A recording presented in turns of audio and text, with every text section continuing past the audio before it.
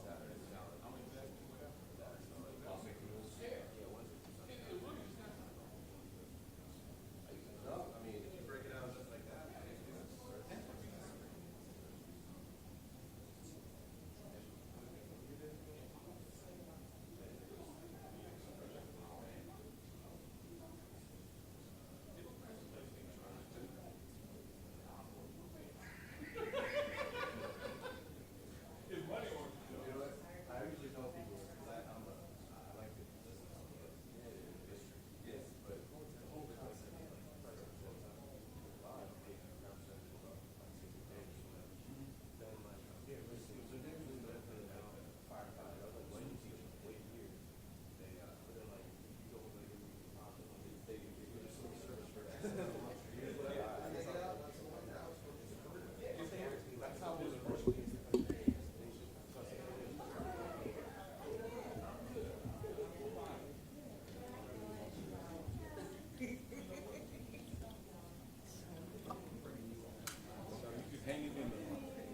trying to get rid of.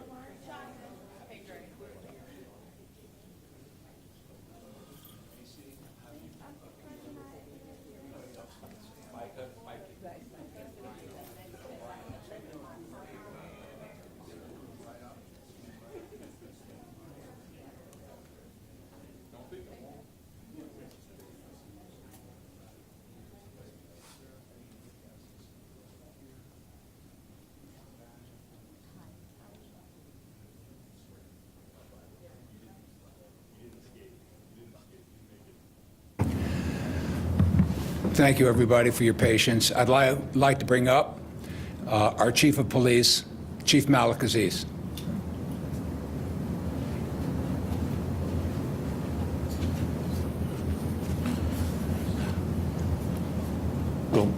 Gomez, you coming up?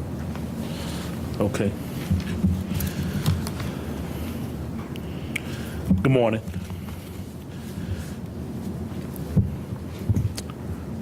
Malik Aziz, Chief of Police, Prince George's County Police Department.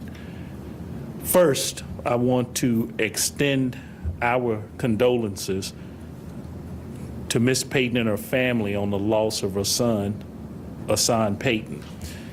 Please keep her and her family in your thoughts and prayers.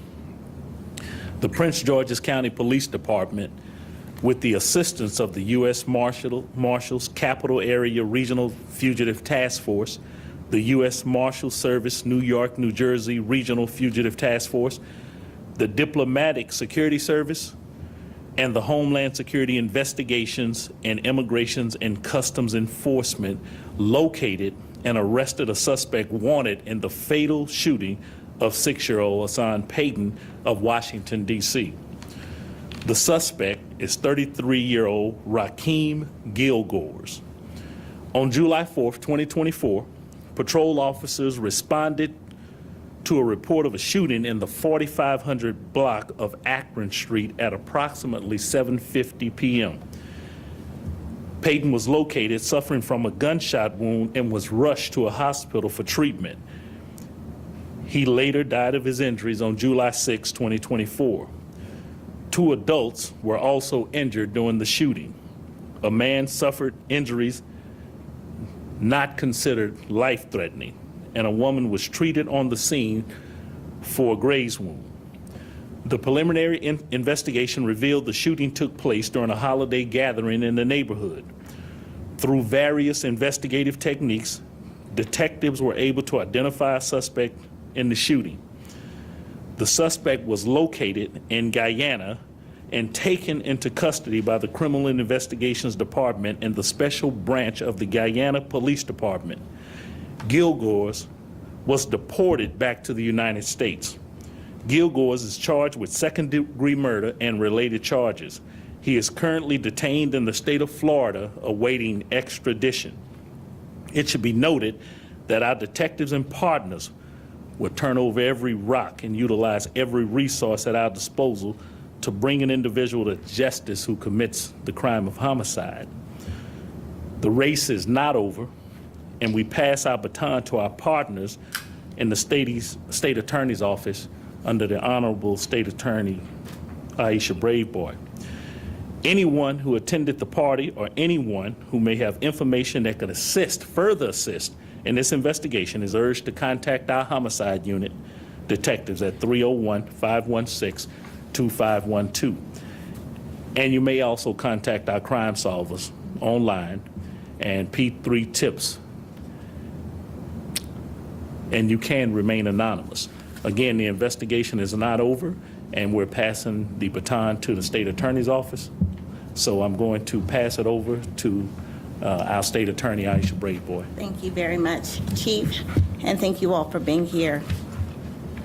First, let me say that my office really, our heart goes out to the family of Hassan Payton. 6 years old, he should be with us. It's a huge loss to his family and to this entire community. And we will seek, and we believe we will get justice on behalf of Hassan, his family, and this entire community. I want to thank the Prince George's County Police Department. They are second to none when it comes to solving homicides. And my homicide unit, headed by Sherry Waldrop, is second to none when it comes to prosecuting these cases. We work very well together, and that is why we together have been able to achieve an over 90% conviction rate when it comes to our homicides. And so this is not unlike any other case. We will pursue it vigorously. We know that there are other individuals out there who also need to be held responsible, and we ask that the public continue to provide information to us. They are our partners. The reason we're here today is because the public stepped up and provided information to the department. And the department pursued these leads, and we were able to make at least one arrest. But we know that this cause of justice in this case is not over. And so we want to continue to receive information from the public. We've been working really hard to ensure that the first individual, Mr.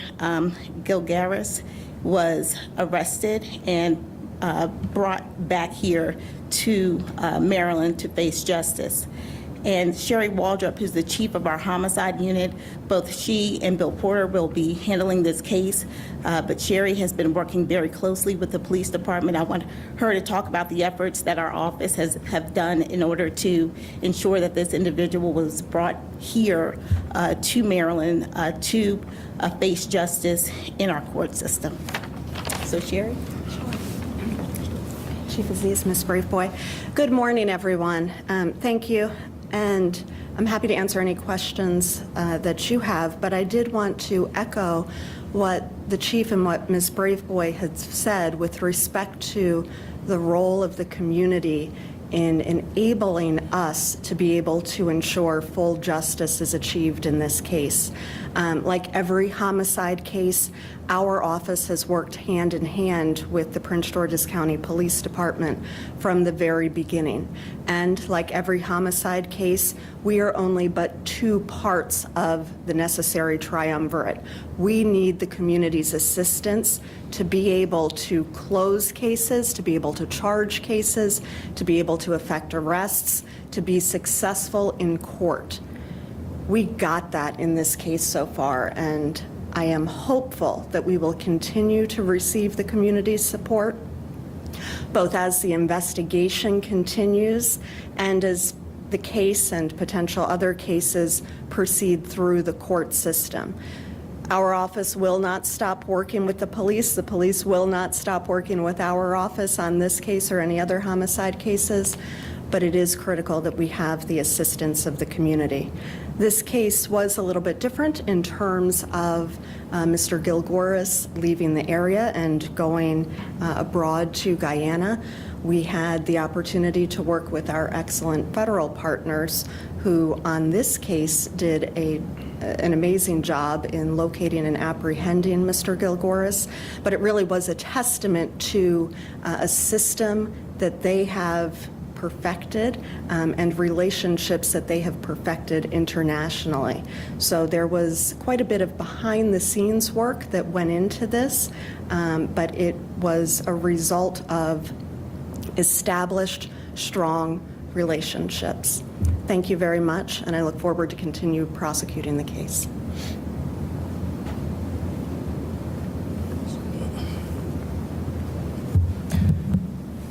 Good morning. My name is Barry Stanton. I'm the Deputy Chief Administrative Officer for Public Safety for Prince George's County. On behalf of County Executive Angela Also Brooks, this is a sad day. July 4th should have been a celebration. Should have been a celebration for the community and for the families. To have the loss of a 6-year-old Hassan Payton to this type of gun violence is totally not acceptable. It shouldn't be acceptable in Prince George's County. We are just saddened by the loss. of 6-year-old Hassan. The loss of this 6-year-old is a senseless act of violence. I want to thank Chief Aziz and the police department's homicide investigators for their tenacity to hunt down this suspect and bring him back to Prince George's County. I want to thank the U.S. Marshals, the U.S. Marshal Service for their help and their support in getting this suspect back to Prince George's County. I also want to thank our community. Our community, without their help, without their tips, we would not be here today. So it's very important that we recognize the importance of community involvement with helping our police department, our homicide unit, our state's attorney close these cases and deal with such horrendous type of crime for a 6-year-old kid. Finally, let me thank again the state's attorney's office, State's Attorney Braveboy for their support, their assistance in moving this case forward. So again, on behalf of County Executive also Brooks, we want to express our condolences, our sympathy to the Payton family.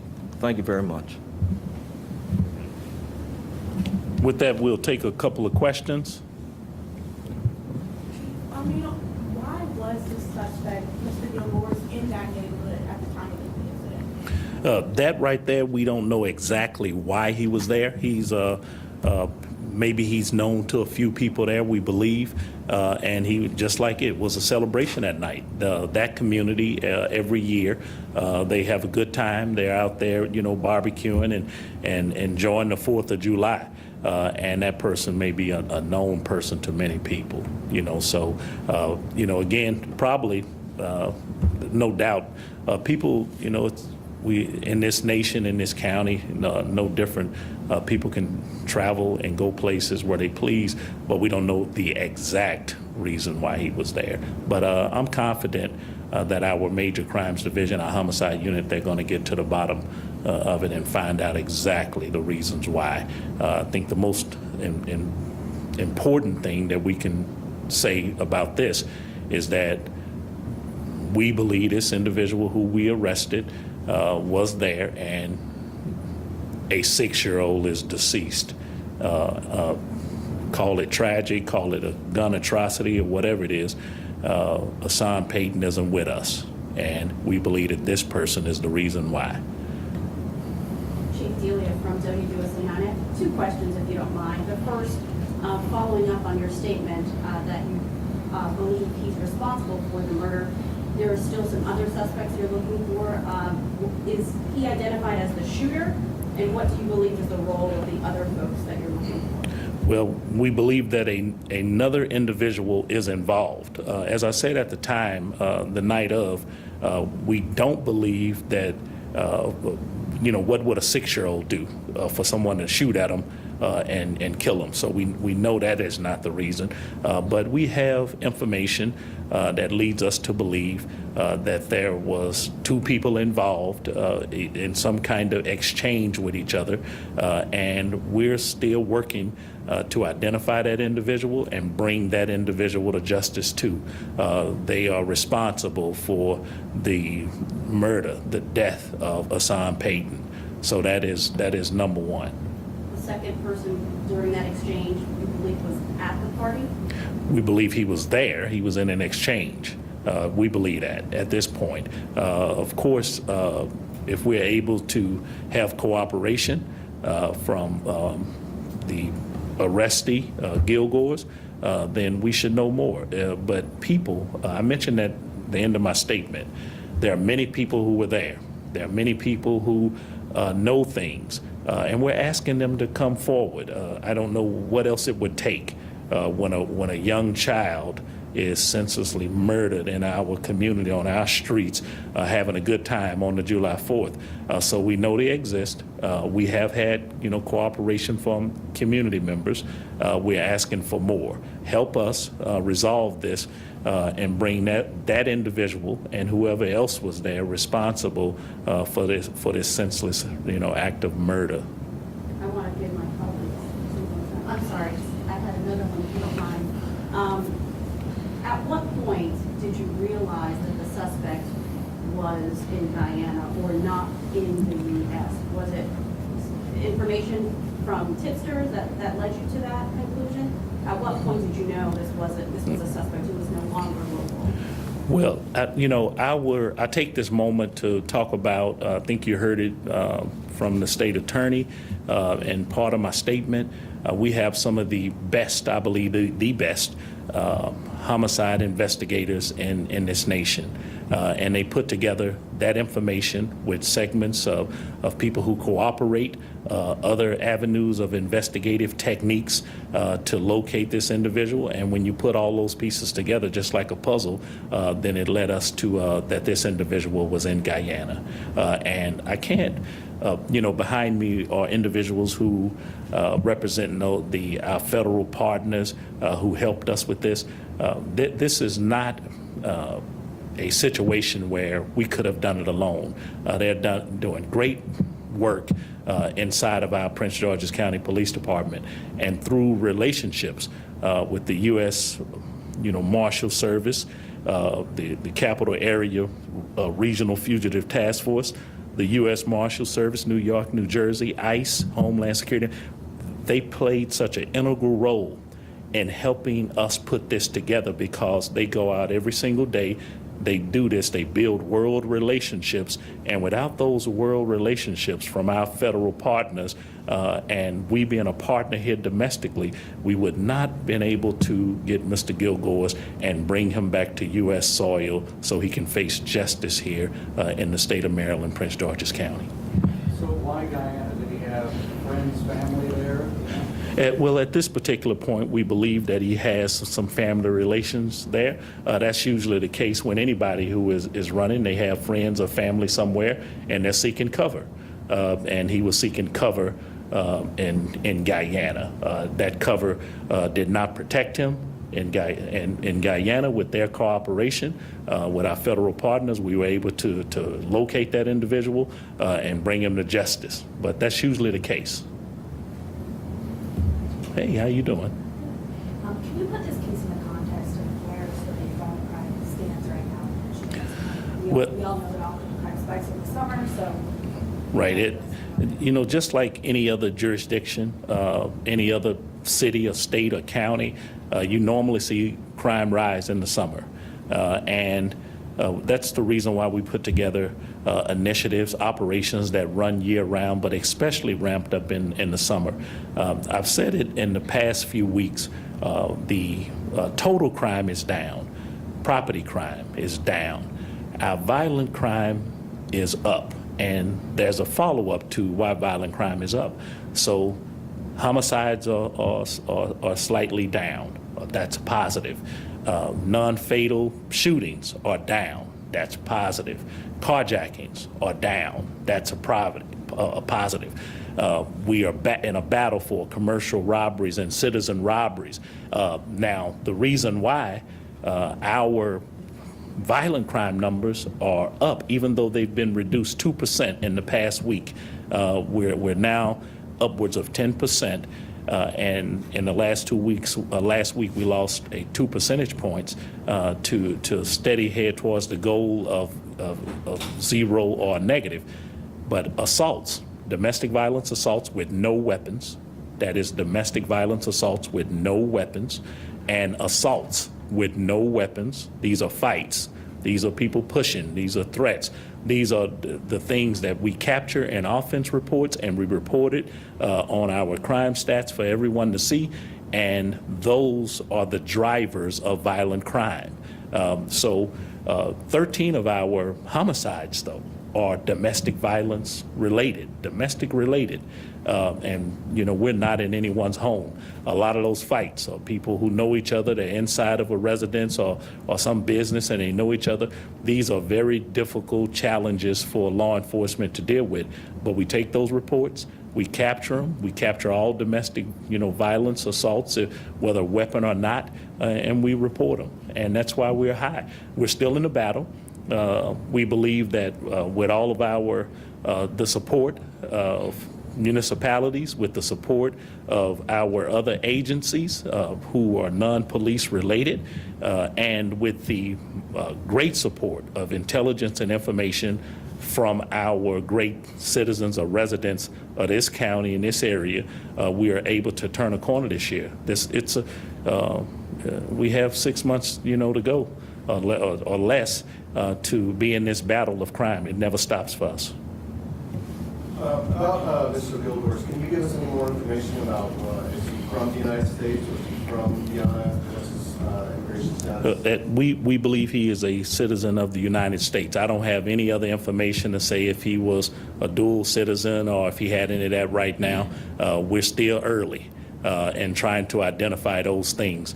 And while some of those things are important, the most important part for us, for Prince George's County Police and our partners, is that we believe we have brought one of the people to justice for the crime of homicide.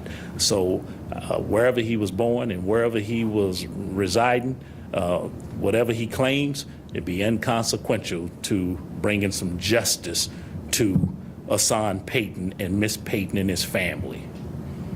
I'll take one more question. Chief, was there any information as to how he got to Guyana and did that help in the investigation at all? Well, at the risk of sounding out of line here, he flew the guy on a plane. So he took a plane, he got there, and this is right before we identified who he was. And so he was able to get out of the country and seek some cover and shelter in another place. And we found out about it. But investigations move very swiftly. But when our investigators put the pieces together, we found that out and that he had already fled. So we don't know what particular date that was at this point, but we know after we figured out who he was and who we needed to arrest or bring to justice for this in one party of this, then he was already out of the country. But with that said, if you have any other questions, you see Brian Fisher. One more question. See that? Yeah. Do you believe the second suspect is currently in the United States or not? We believe that suspect should turn himself in and face. You want to be a man. You want to get out there and commit violent crimes in our county. You want to carry guns and have an insatiable appetite, insatiable love for weapons, and you want to use them on our streets. You want to get into shootouts, and you want to turn our neighborhoods into anything other than the peaceful places that we live, work, play, where our children play, where Hassan Payton plays, and where we entertain. Then be a man and turn yourself in. Because you see these guys behind me, they gonna get you. They coming for you. And they know who you are. They gonna find you. So you should just do the honorable thing. At least if you haven't did anything on July 4th, do something honorable today. That's what you should be putting out there. They should hear that word. Be a man, stand up. You was involved in something, and one of our babies is gone. Turn yourself in, be a man, Thanks.